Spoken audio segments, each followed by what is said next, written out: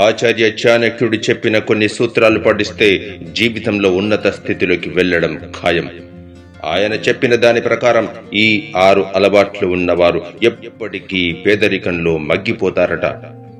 మనల్ని నాశనం చేసే ఆ 6 అలవాట్లు ఏంటో తెలుసుకుందాం. మనిషి జీవితంలో ఉన్నత స్థితిలోకి వెళదామా లేక ఎటూ కాకుండా పోతామా అన్నది మన అలవాట్ల మీదే ఆధారపడి ఉంటుంది. మనకు ఎంతో సాధారణంగా అనిపించే అలవాట్లు కూడా భవిష్యత్తులో ఎంతో నష్టాన్ని కలుగజేస్తాయి.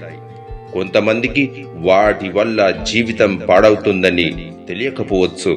మరి కొంతమంది తెలిసినా కూడా కావాలనే పదే పదే అలవాట్లను కొనసాగిస్తూ ఉంటారు. ఆచార్య చాణక్యుడు చెబుతున్నటువంటి దాని ప్రకారం ఈ 6 అలవాట్లు ఉన్నవారు జీవితంలో ఎప్పటికీ పైకి రాలేరంట, దరిద్రులుగానే మిగిలిపోతారంట. మన జీవితాన్ని పాడు చేసే, పేదరికంలో కుంగిపోయేలా చేసే ఆ 6 అలవాట్లు ఏంటో ఇప్పుడు మనం తెలుసుకుందాం.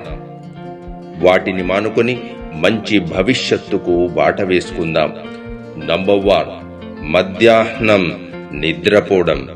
చాలా మందికి మధ్యాహ్నం నిద్రపోవడం అన్నది అలవాటు కాదు, వ్యసనం. రాత్రి 7 నుంచి 8 గంటలు నిద్రపోయి కూడా నిద్ర చాలట్లేదన్నట్లు మధ్యాహ్నం కూడా నిద్రపోతూ ఉంటారు. మధ్యాహ్నం పవర్ నాప్ లాగా ఓ అరగంట పడుకుంటే పర్లేదు, కానీ గంటలు గంటలు బెడ్కు పరిమితమైతే అనారోగ్యం తప్పదు, లేనిపోని రోగాలు వస్తాయి. చాణక్యుడు చెబుతున్న దాని ప్రకారం మధ్యాహ్నం ఎవరైతే ఎక్కువగా నిద్రపోతారో వారి ఇళ్లలోకి సిరి సంపదలు రావంట. ఆ ఇళ్లలో ఎల్లకాలం దరిద్రమే తాండవిస్తుందట. నంబర్ 2, పరిశుభ్రమైనటువంటి దుస్తులు ధరించుట. వ్యక్తిగత పరిశుభ్రత మనిషికి చాలా ముఖ్యం. అది పాటించకపోతే అనారోగ్యాల బారిన పడాల్సి వస్తుంది.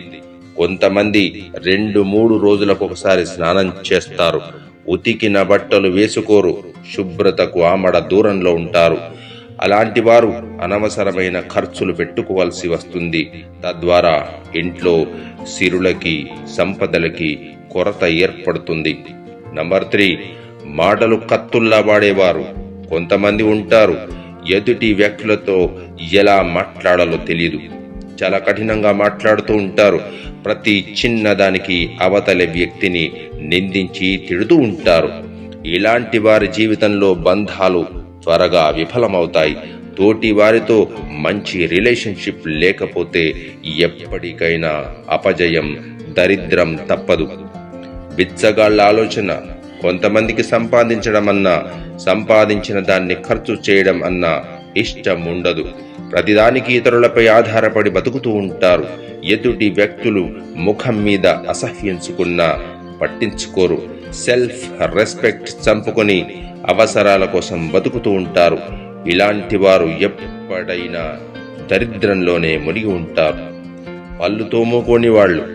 వాస్తవానికి మన శరీర ఆరోగ్యం మొత్తం పళ్ల మీదే ఆధారపడి ఉంటుంది. పదార్థాలను బాగా నమిలి తినడం వల్ల తొందరగా జీర్ణమవుతుంది, ఆరోగ్యంగా ఉంటాము కూడా. ఏ పదార్థాలనైనా చకచకా నమిలేయాలంటే ఆరోగ్యమైన దంతాలు అవసరం. కొంతమంది దంతాలు ఆరోగ్యాన్ని అశ్రద్ధ చేస్తూ ఉంటారు, సరిగ్గా పళ్ళు కడుక్కోరు.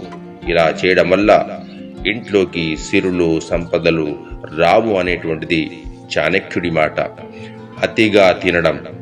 ఆచార్య చాణక్యుడు చెబుతున్న దాని ప్రకారం అతిగా తినే వారి దగ్గర కూడా సిరులు రావంట. ఎంత తినాలి, ఎప్పుడు తినాలి అని తెలిసిన వారి జీవితంలోనే సుఖం, శాంతి చిరకాలం వర్ధిల్లుతాయంట. ఈ విషయాలన్నింటినీ మన జీవితంలోకి అన్వయించుకొని రాబోయే కాలాన్ని ఆనందంగా జీవిద్దాం. Thank you very much.